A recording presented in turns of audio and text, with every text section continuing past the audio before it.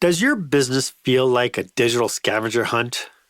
I mean, you've got files in Dropbox, you got chats in Teams, you got meetings in Zoom, and you have spreadsheets that somehow have 12 versions floating around, but nobody knows which one is the right one. It's chaos with a login screen. And that's what we're talking about today on Experience Leadership. Welcome to Experience Leadership, a podcast that challenges small business owners and entrepreneurs, just like you, to dare to be the exception. Join our host, customer experience expert Marc as he uncovers relevant and timely content to help you script and direct your business and teams to create jaw-dropping experiences your customers and staff deserve. Here is the host of Experience Leadership, author of Lights, Camera, Action, customer experience expert, Marc. Welcome to this episode of Experience Leadership, the small business podcast. I am your host, customer and employee experience strategist, Marc, and I'm so glad that you're here with us today because my guest for this episode is Therman Trotman, better known as Mr. SharePoint. And today we are going to be pulling back the curtains on how to stop the madness of scattered systems and finally bring all your business tools under one roof using the power of Microsoft 365. I do have one simple request, though. If there's anybody in your circle who could benefit from the insights that we're sharing with you today, please do them a favor and pass along a link to this episode. That way they get to learn about this stuff too. I have a confession to make. I am one of those sad souls that spend a ton of money on applications that promised to make my life easier, only to ignore those applications because I don't have the bandwidth to actually learn them. Because of that, my workflow is scattered and I'm constantly hunting and pecking for assets I know I have. It's here somewhere. Running a business in today's digital world should make things easier, right? But if you're like most managers, it feels like you just need a treasure map just to find a simple document. You've got your data scattered around apps that don't talk to each other, and your people are wasting hours every week just trying to find what they need to do their jobs. And that brings us to our question of the day.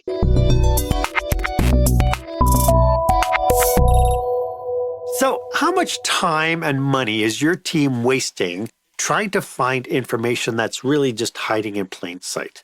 I'd love for you to share your experiences. Go ahead and put comments down in the comment box below. If you're tuning in live, feel free to comment a question for our guest host today. We can answer it live, but if you're watching this on the replay or listening to this on the replay, feel free to post it on social media with the hashtag Experience Leadership. I'd love for you to be part of this conversation. As I mentioned, my guest today is someone who's on a mission to rescue businesses from spreadsheet chaos and scattered systems. Therman Trotman is the founder of the SharePoint Help Desk and the host of the SharePoint Help Desk podcast. With more than 20 years of IT experience across the public and private sectors, he's helped organizations of every size bring calm digital storms by using tools they already pay for. He's here to set things apart. He's not your typical IT guy. No buzzwords, no tech jargon. Thurman focuses on people first, technology second. His approach, called the home-based method, helps leaders stop managing from their inboxes and start leading from structure. Thurman, welcome to the show. It's so great to have you. Marc, thanks for having me. That was a pretty slick intro. Glad to be here. Glad to be here. I'm glad that works for you. So before we get too deep into today's topic, maybe you can provide some clarity a little bit into who are your customers and how are you serving them? Small business owners or directly employees, but it's both of those. If you run a small business, then you're paying for a tool that you probably don't even know about, or if you do know about it, you probably hate it. A lot of people, find SharePoint to be a four-letter word. And if not, employees who are, running into their boss's office or coming out of a meeting and the boss says something to the effect of, hey, I need you to spin up a spreadsheet and do X, Y, and Z. And then the employee does spin up this spreadsheet. And now, 2-3 days later, or maybe 2 weeks later, it's spreadsheet chaos. They have multiple spreadsheets sitting on their desktop, sitting in their inbox, sitting in other people's inboxes, sitting all over SharePoint. like just way out of control. I know people are sick and tired of spreadsheets, but they don't know the alternative that they have access to. So typically, primarily, small business owners and the employees of those small businesses.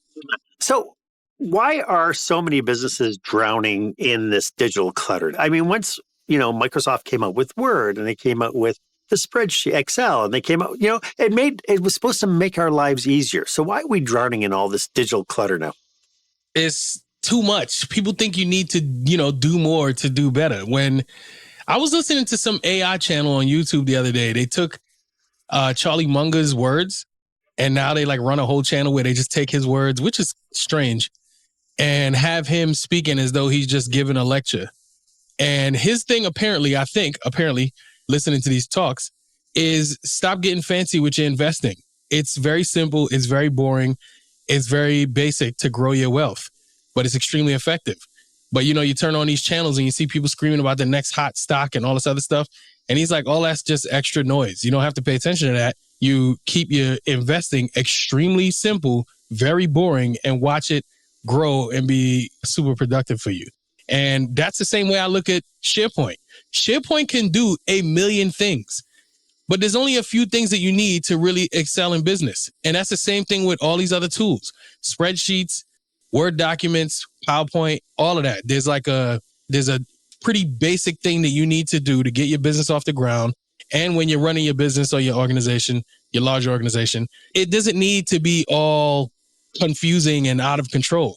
I guarantee there's some basic processes that you run that need that support in order to really make your business, be extremely productive. So I think it's just human nature to, feel like you need to create more spreadsheets, create more files, create more PowerPoints. I see it in businesses all the time.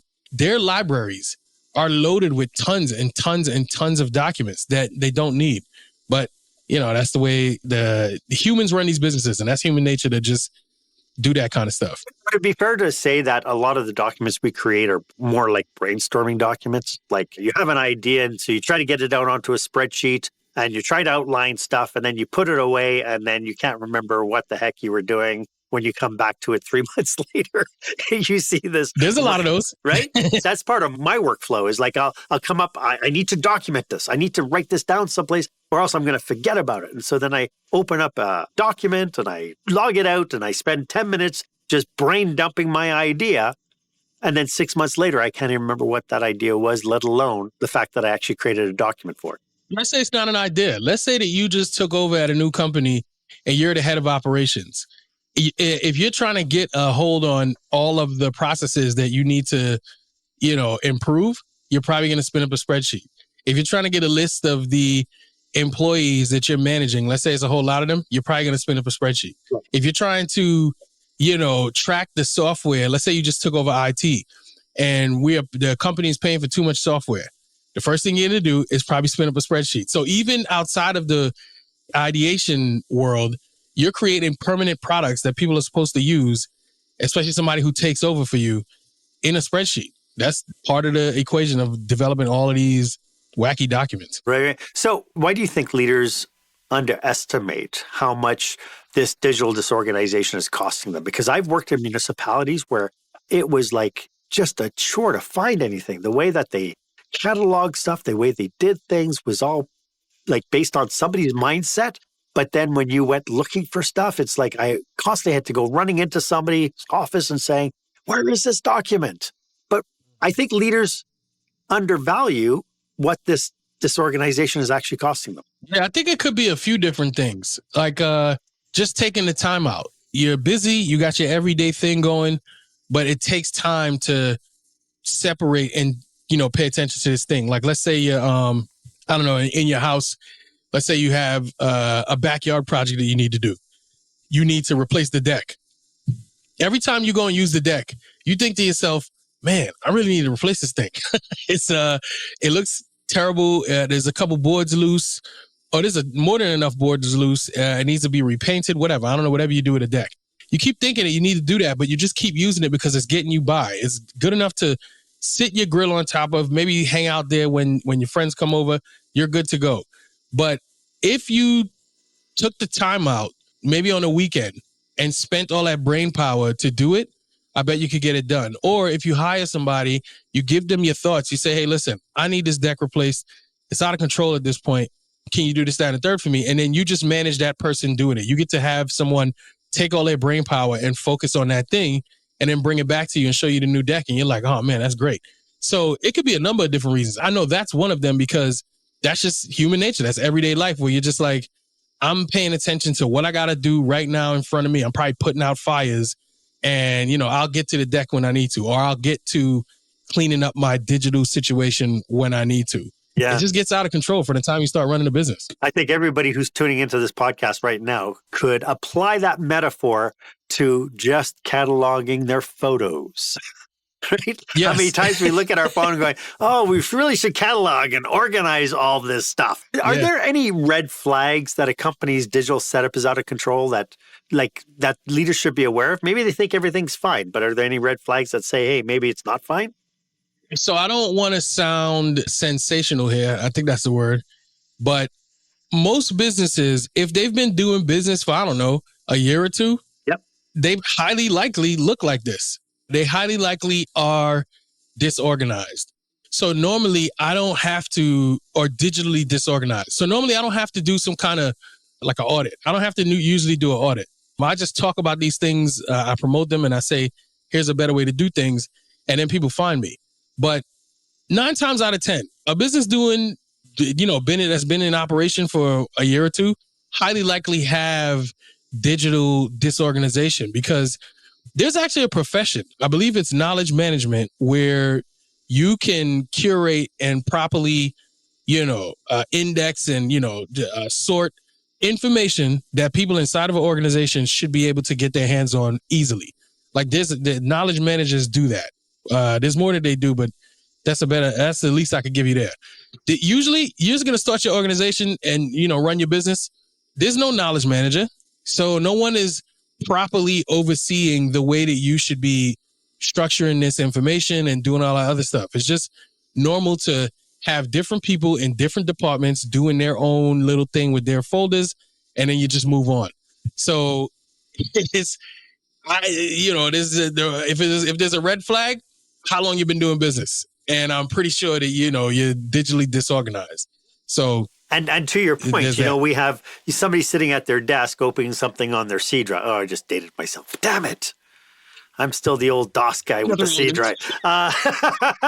But they store something on their hard drive, but then at some point it's got to be uploaded. It's like, oh, crap, it's got to go up onto Dropbox so that other people can have access to it. And then, that gets pulled from somebody else onto somebody else's computer. So we very quickly could end up with 3, 4, 12, 15 different versions of a file that's floating around somewhere. Absolutely. So how do people start thinking about, how do people pinpoint that this is the issue? You need to just listen to people complain. If you're inside of an organization, just like, matter of fact, you just said a few minutes ago, you just said, when I'm going to look for something and I'm like, man, where did I put that thing? Or where's this thing? Right. I know I have it. That is all I need to hear. Yeah. Yeah. You have it. Yeah. But where is it? You know what I'm saying? And that's usually all I need to hear, like to know that, all right, they could use some help. Because to your point about pictures, like cataloging your pictures, right? Yeah. So a long time ago, Dropbox just got put on my phone, just like all of us. I did not know about Dropbox. I did not go seek Dropbox, none of that. It was just on my phone. So I was like, what is this? Then I found out, I got 2 gigs of space to put, files. I'm like, you know what? Let me put my pictures on here. I take pictures with my phone. I can just upload it there on my own. So this was years ago. So now over at least 10 years now, I've been putting my family's pictures on Dropbox, and there's one folder for the event and one folder for each. If there's a kid doing a thing, each kid will have a folder with their name in the beginning. It just makes it super easy for me now to just go and find anything that I want to find. And the same thing for the kids and the same thing for my wife. They go right into the Dropbox. If they're looking for an event or whatever, immediately they can pull it up because I just named the folders in a very basic way. And it's only 5 of us, but still, that it could get way out of control at an organization, a small organization with just 5 people doing some file sharing because you're doing, fiscal year this and project name this and all this other stuff, just getting out of control. But Dropbox, because I only name things once and I don't duplicate anything, it's super easy to find what you need. And you could do that same thing at your organization, no matter what tool you're using, SharePoint or not. I love that. When we come back, I'd like to get into some strategies. You've just mentioned this idea of naming protocols. Maybe we can dig a little bit deeper into it. And I'd like to talk a little bit more about the solution that we're talking about today, and we'll get to that right after this. When the spotlight shines on your business, are customers applauding or yawning? In other words, how is your business performing? Make your business a star with the new book, Lights, Camera, Action, Business Operational Excellence Through the Lens of Live Theater by Marc Hain. Marc uses his business and acting experience to help you see your business like a live show so you can create a performance your customers will never forget. Buy Lights, Camera, Action today at your favorite online retailer or directly at marchain.com. Welcome back. I am speaking with Mr. SharePoint himself, Therman Trotman. Thurman, we were talking just before the break. You're talking about how you've got this thing around Dropbox, that you name things a certain way. How important is naming protocols within an organization? So I think that they're more effective if your organization is smaller. These big organizations, they try to do these things and it's not truly effective. So I would say in a larger organization, what you want to do is force it. If you have the ability to just not have anybody, do it on their own, you just write some kind of script and force the tool to do it, you'll probably be effective. But if you just leave it up to everybody to, do it on their own, might not be effective. That's just how it is with these larger organizations. It's so hard for them to pivot. But these smaller orgs, the reason why I say people over technology is because a company who is a great team, like they have a great team, good people, leadership is on top of things, and there's a lot of communication. If they try to implement a naming convention, way more effective than if the company that, has a bad team, disjointed processes, leadership is not doing what it's supposed to do, it ain't going to work. So my answer a lot of times will not be technology based. If you want to implement a naming convention, it will work. It'll be effective, but probably if you're already on a good team and communication is good and people get the reason why you're even saying we need a naming convention. So I personally have not seen naming conventions been super effective.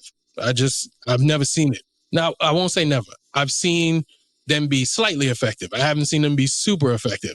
To me, that's just the beginning of there's one way to implement, but I haven't seen it be super effective. As you were talking about the Dropbox thing, I've tried to do the same thing as well.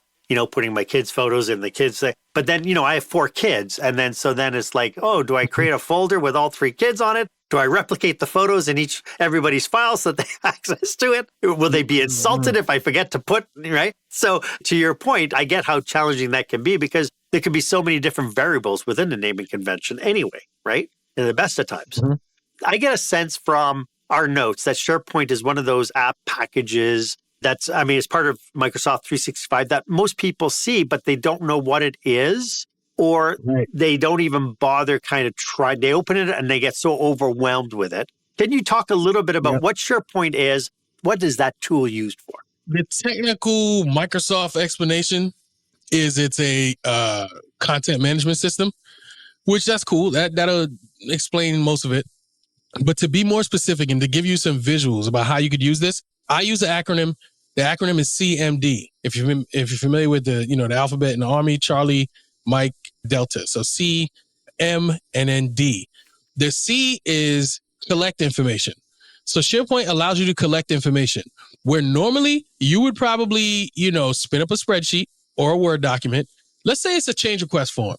Because I saw this on projectmanager.com, which I think is wild. But let's say it's a change request form. You would probably create this change request form inside of a Word document.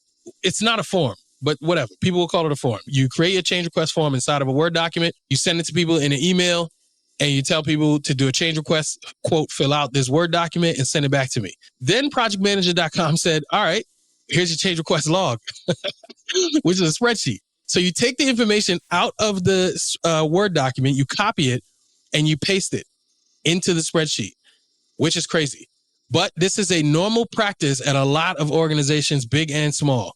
I'm going to make a form on a Word document, or I'm going to make it on a spreadsheet, and I'm going to track my information, copy and paste style, into these multiple spreadsheets. That's collecting information. SharePoint eliminates that whole entire process by making it how you would, it would be if you go to a website. If you go to boysandgirlsclub.com and you want to sign your kid up, you press a button, you see a form come up, you enter your information into that form, and then you hit submit, and then it goes into their database. That's a process that SharePoint allows you to do, no extra charge, today. So you don't do the Word document, you don't do the spreadsheet, you just send out a link to what's called the SharePoint list. People open up a form, enter the information, hit submit, boom, done.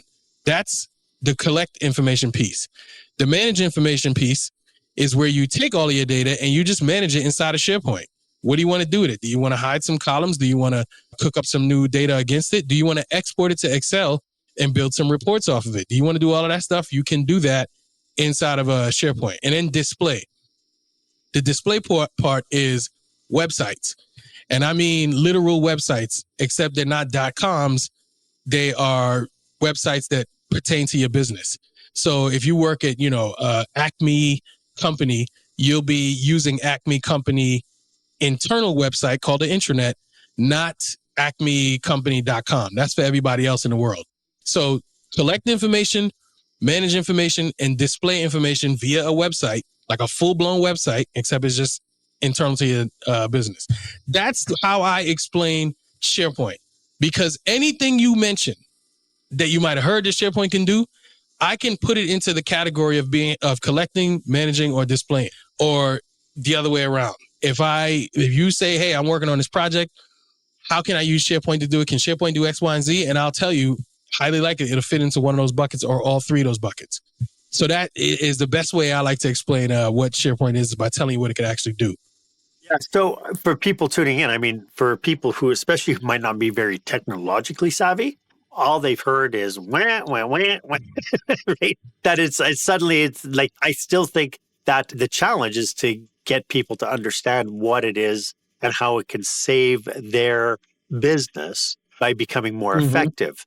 So when you're thinking about this, like when you were talking about filling out a Word document first, and then somebody's got to sit down with the Word document afterwards, and then manually input all this details into it. What you're saying is SharePoint can give you one point of access. People fill in the information, it'll populate it wherever you need it to go. Right. It saves you tons of time. So imagine this too, the display portion I was talking about, the website, right? Mm-hmm. Imagine if you have a meeting with a new hire comes and has a meeting. It's orientation day. So everybody's inside of this meeting. They meet a whole bunch of people. And it's like, I'm meeting the director. I'm meeting the person who's in charge of ops. I'm meeting some new colleagues, all of that other stuff. And then getting tons of things thrown at them, like a ton. And one of the things that somebody mentions is that we have a big break room, and the break room has lockers. And if you want to get a locker, because we know everybody doesn't need a locker, you got to get in contact with this person. At a normal organization, someone will say in the chat of this meeting, if it's virtual, it'll be like, hey, can I get that information again about who the person is for the locker? And someone will have to find that information, maybe send it in the chat or whatever. Imagine if that information was all corralled on one page on the website. So if at the orientation meeting, the person running the meeting continually over and over and over said something like to the effect of, hey, if there's anything you're looking for, just check the intranet. You'll always find it there. That right there, when you train people to think that way, you'll know any one of your people in your organization across whatever locations you have, they know that they can go to one link, one specific place to find anything that they need. So I can go to that one link, type in lockers and break room or whatever, and I get a page. That page shows me pictures. It shows me who the point of contact is. It has a form that I can fill out to request a locker or whatever. All that information is right there.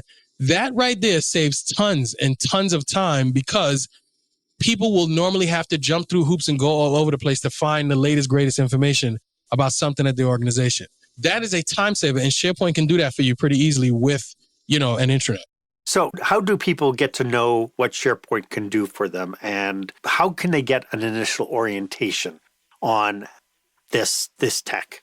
I would say first of all, you can go to Google. There's always Google. And now these days you could check one of your AI chat, your generative AI chat bots. They're experts in the field who we have been using SharePoint for a really long time. Yep. But Microsoft recently, a few years ago, they made SharePoint less about, you needing certain elevated permissions to use it. And instead they made it just, to me, it went from permissions to education. So before, where you had to request someone do something on SharePoint, now it's just an end user's tool like Excel or PowerPoint or whatever. But again, because a bunch of people like me have been in the industry for a long time, we are people that you can reach out to get expert advice on how to do it. So maybe you say, man, Thurman, that stuff you're talking about sounds cool, but I don't even know where to start. Can you help me out? And then, I would give you a rundown of how you would do that, or you would just hire me and I would do it. Same way, think about the example with the deck earlier. There's some DIY people out there that they can do some YouTube, and then they can look up YouTube and then be like, all right, I'm ready to go replace my deck. Sure. Which is other people who are like, that looks good, but that looks complicated. I'm just going to hire somebody to do this for me. And, those are the two ways you can get started with SharePoint, DIY or DFY. Excellent. So to that point, how can people get in contact with you if they want to use your services? Oh, you can go to talksharepoint.com. That's a booking link where you could just, book a quick half hour. We can figure out if you need SharePoint for your business. Highly likely, I'm going to say the answer is yes. You probably do. Short answer. I'm going to hear you out before I judge. You know what I mean? I mean, so much of our businesses now, it seems like as simple as tech was trying to make them, it seems like more and more now, everything is proceduralized. There are processes to go through. And I'm amazed in a lot of different techs. And, my background being hospitality, point of sale systems, reporting systems that we use for hospitality and all that. It forces the human beings to work to appease the tech as opposed to tech appeasing what our needs are. Where does SharePoint lie in that? It's the second one if you don't know what you're doing. I'm going to just be fully honest about that. If you are, not brought up to speed on how to see SharePoint, then you will find yourself trying to appease the tech. Full honesty there.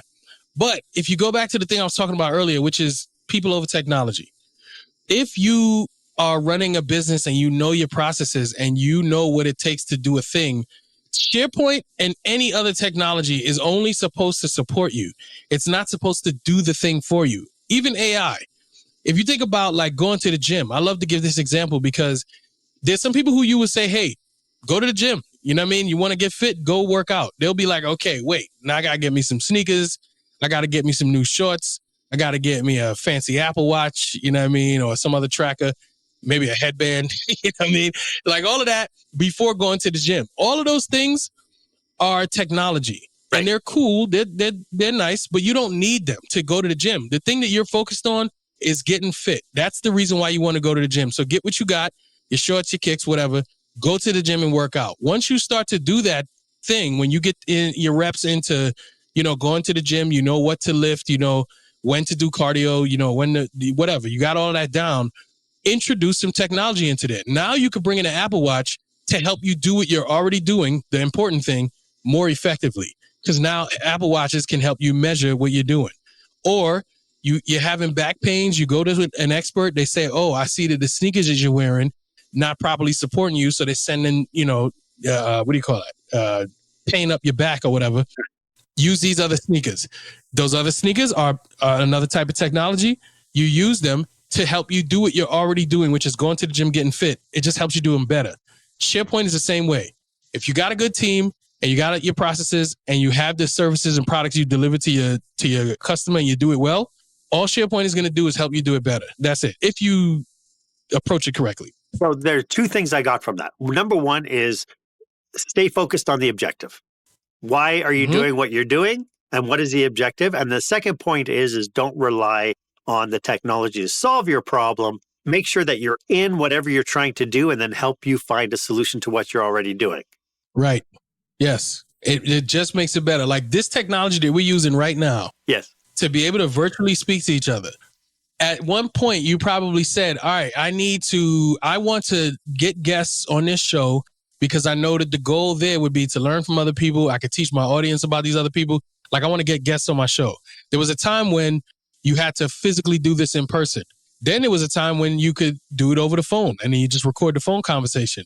Now, across the entire globe with this tool, You can talk to people and you can see them as you're talking to them. This is doing is just help you accomplishing a goal that you wanted to accomplish. It's just a certain piece of technology that's helping you do it. That's it. And the objective has always been, I want to share really great information to the target, which are leaders, small businesses and entrepreneurs and small business managers. Yep. I want to expose them to information they might not otherwise know because they're too busy working in their business. You did it also. I saw you have a book. That is another way to accomplish your goal. And if you look at the book as like a piece of technology, it's something physical. It has words on it. You could turn the pages. You could keep it. You could put it on your bookshelf. That's just another way that you do what you're doing. Get the message. It's just a different process. Yeah. Same thing. Yeah. So that's how I look at technology. So when it comes down, if people have never used SharePoint before, how does one get started organizing with SharePoint and understanding its capacity and capabilities? All right. Well, I'll tell you what I normally do with someone who I just met. So I just gave that link out, talksharepoint.com. Yes. What normally happens on that call is I say, tell me about the things that you're managing in your business. Just give me a list. It doesn't have to be exhaustive, but if you could think of a list of the things that you need to get access to in your business, you and your employees, send me that email. Let me see what that looks like. Then I take that, and the first thing I do is build that website that we're talking about. So I put together the website. I showed them a mock website of what that would look like if you got started with the very first thing that I think is important is getting everything under one roof. I build that site. Then we have another meeting and I demo it to them and I say, look, this is where you could be versus wherever you are right now with where you keep everything. That's how I, when I'm providing a service, that's how I usually get started with people is by getting everything under one roof with that intranet. And then, we go from there. Yeah. When people first get onto SharePoint, it can look really, really intimidating, I think. More so because I don't think people know the capacity of what it brings to the forefront. And so it feels like it might be overwhelming. Is that fair to say? I 1000% agree. The knowledge that I have in my head came from 15 plus years of using SharePoint. Yeah. It looks like, basic to me. But I think I do a pretty good job of showing people of all ages how they can get started and how simple it is. I put out YouTube videos too, like the others in the community, so that they can see how easy it is to get started. And you mentioned in your opening about you have a podcast just on SharePoint. If people tuned into that podcast, what kind of information would they get from it? Strategy. I talk strategy. I can't talk tech unless I showed you on SharePoint. That's YouTube. But if you listen to my podcast, I'm going to tell you why. Did I do an episode yet? Maybe on like onboarding. I'll say why SharePoint is great for your onboarding, and I'll give you the theory behind it. And I'll say, when someone first comes on board, how do they know all the apps that they need to have access to? Like, where do you show that to them? SharePoint can put that in front of them and make it very easy for them to just have a resource page or application page for the whole organization. It shows you all the apps that y'all use, passwords that you need to log into them, why you use them, who do you get to give you access for them, whatever. Like, I'll talk about that on the show. It's all strategy. SharePoint strategy for leaders is what I talk about on the show. Lovely. So I will put the link in the show notes. So people, if you're tuning into this and you're super curious about how to get the strategy around using SharePoint more effectively, then jump on the podcast. Hey, when we come back, I'd like to talk about some cautionaries and pitfalls that we should be aware of when we're trying to implement and start exploring this tech for our own uses. And we'll get to that right after this. Attention, meeting and event planners. Is your company or association planning a live or virtual conference, seminar, staff retreat? Are you looking for a fresh, energetic perspective on what it takes to put on a jaw-dropping experience for your customers or staff? Book customer experience expert Marc for your next group event. Past participants have said, Marc kept us in stitches while teaching us how important and powerful actually designing our customer experience can be. Read more testimonials and find out how Marc can serve you and your group at marchaine.com. That's marchaine.com. We are having a really great discussion. I hope you're getting tons of value from it. As evident from our discussion today, you can tell that Thurman and I are deeply dedicated to supporting business leaders just like you. So if you're in the midst of planning a leadership retreat, an industry conference, or you're looking for some amazing content, or heck, you're just needing some expert guidance, we're just a message away. Feel free to reach out to us for a conversation about your unique challenges or to discuss how we can collaborate to achieve your goals. Our contact information is in the show notes. Make sure that you use it. So, Thurman, what advice would you give business owners to avoid some of the common pitfalls? And so by that, I mean, I'm going to jump into SharePoint. I'm going to have a peek around. I'm going to get super, super overwhelmed. I'm going to shut it down. It's too complicated for me. What can we do to avoid some of that? You need help. Yeah, if I go back to that gym example. Yeah. If you walk into the gym, most people can be overwhelmed, but there's a lot of people who just take to the gym. You know what I mean? They go and read some books or look at YouTube or whatever, and they go to the gym and they're like, okay, I'm good. Or they have a friend who might know a little something about the gym. So they say, yeah, you use that one for your chest. Go over there for, cardio. This machine right here is going to make you sweat like crazy. This is good. And then you only want to spend X amount of time in the gym for what you're trying to do. Yeah. Like, that's good. Like, that's what you want. If you now hire a personal trainer, that experience is way different. Now this personal trainer, you expect them to know more than your friend or some recommendations that you got. You're now paying them and you expect them to know a lot and to guide you in where you need to be based off of your situation. That to me is probably the best quality approach you can take to dealing with SharePoint, because SharePoint can do a million things. There's a million pieces of equipment in the gym. They all can look intimidating and you can get overwhelmed very quickly, not knowing which ones to use and which ones not to use and what's most effective and how to go from any day. So you can go, again, DIY, get your books out, get YouTube out, do whatever you got to do, ChatGPT, or DFY, done for you, get with someone who looks like they know what they're talking about and have them guide you. And that'll probably shave a ton of time off the learning curve as well, right? Yes. I mean, Absolutely. because the frustrating thing about trying to learn something brand new is we don't know all the ins and outs all on our own. We're brand new to this. How would we? What's nice about you having 15 years of experience is you got into SharePoint 15 years ago when it was a fledgling app, and you've been riding it along through its own evolution. And because of that, you have deeper insight into what can happen and what people can do. Now, for the people who right now, so the point I'm getting from you more than anything is don't think of SharePoint as an all-in-one solution. Look at your solutions and figure how to make them better by leveraging something like SharePoint. Is that fair? Yeah, I would say that's fair, because the first thing that I talked about, getting everything under one roof, I will say, if there was no SharePoint, I would tell that to every single business owner. You should have one location where you and everybody in your organization can find everything. A repository. Yes, just make it happen. A lot of people will probably use, because it's easy, probably Google Drive, right? You got all your folders. You say everything we need is inside of these folders. Now, I think that's cool. It's fine. It'll work. It works. We want to get to work. So that works. I think SharePoint is more effective and better because it's a full-blown website. It's not just a document library, which a lot of people think it is. So just do that. Get everything for your business, for you and all your employees, under one roof. Do that.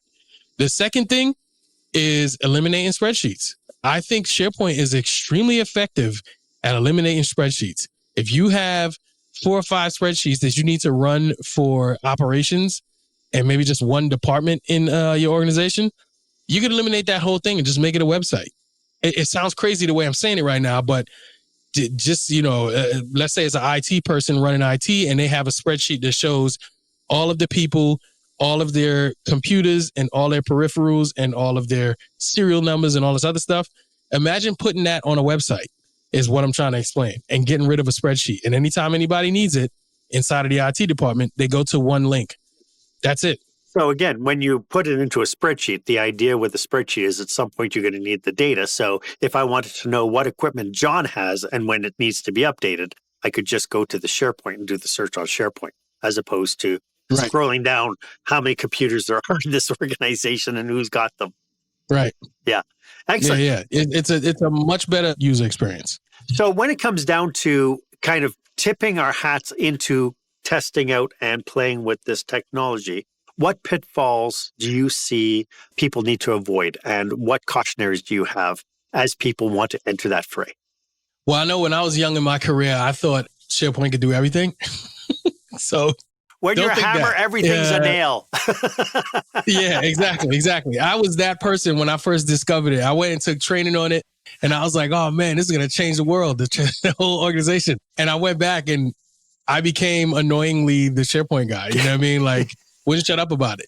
It solved some problems, a lot of problems, but it's not for everything. Yeah. It has grown to be very, powerful and can solve a lot of problems, but it's not everything. The second thing too is don't try to do too much. The best way to learn about SharePoint, if you're going to go on your own, I think specifically is having a specific project that you have to complete. For instance, if you have to, create an inventory. If you have to create the IT inventory, that is your project. Let that be your thing. And then you can use that to, learn about SharePoint or an IT help desk. So we're the IT folks inside of the organization. They should have a system that, allows employees to put in tickets and say, hey, something's wrong with my computer. I need it to be fixed. That whole thing. You can build that whole entire thing on SharePoint. No extra charge. You're already paying for this technology. If that was your project, take that project and let that be a SharePoint project, and you will learn a lot going through the process of building that application. I have yet to put a YouTube video out about that. I will do it, but, busy. The way it always goes. As we were talking, I was thinking about, probably part of the overwhelm for a lot of people is going to be to inventory what all their assets are, like going through all their hard drives and figuring out what they have and everything. Is this something that, it seems to me that this might be a first step, and that in itself is going to create some overwhelm and even some cost component as well, because that takes time. Is there a quicker way for people to be able to do that? See, that's the thing that's a me thing. That's a Thurman thing. That's not a Microsoft thing. When I say, tell me what you manage in your business, and then I'll get that gathered up for you. Yeah. So I can't say generally speaking, that's a pitfall you need to worry about. Cause I'll be guiding you and telling you, don't worry about it. A bigger pitfall would be more so like thinking that SharePoint is only a document library. That's a big one, actually. Okay. A lot of people can't even fathom the things that I'm talking about because they have heard about SharePoint. SharePoint has become a 4-letter word in their organization. So they don't even want to touch it because they think it's some glorified, ridiculously managed library that's supposed to look like Google Drive or Dropbox. That is just one piece of SharePoint. Just one. SharePoint has a big 3 that's libraries, lists, and sites. Libraries is just one. So if you think that way, it's very easy to think, well, I got to think my solution is going to have something to do with documents. And that's not true. You could create a full-blown solution on SharePoint that has 0 to do with documents. So yeah, I want to put that one out there. So it seems to me that people need to park what their preconception is about what they've heard and actually talk to somebody like you about their problems. And then you're there to be able to give them advice on how maybe they could leverage SharePoint to help them through their problems. Fair enough? Yeah, come hang out. Yep. Come hang out at a webinar or something like that. We could do that. I had to take my car into one of these body shops a couple years ago, and the woman who was taking my information at the front desk. Yep. If you think about that for anything that you go to, matter of fact, Express Care or whatever, you go in and you fill out a form, hit submit, and then the people in the back get your information, and then you get brought up into a queue. SharePoint can support that. If you have some kind of customer intake that you do, SharePoint can do the customer intake for you. You can literally send somebody a link, tell them to fill it out, they fill it out, and then that information goes into your system, and then you can now pick up the phone and call them, or you can route that to the proper department, whatever. Just know that that's a process that SharePoint can support, and that has 0 to do with documents. So just to get your mind turning about what you some of the things you can do. I love that. Thurman, do you have any last thoughts about what we've been talking about today? Just a reminder that SharePoint is what I talk about all day, every day. I love it. I eat, sleep, and breathe SharePoint. However, more important is people. Like, people is what's going to drive what you're doing on a regular basis.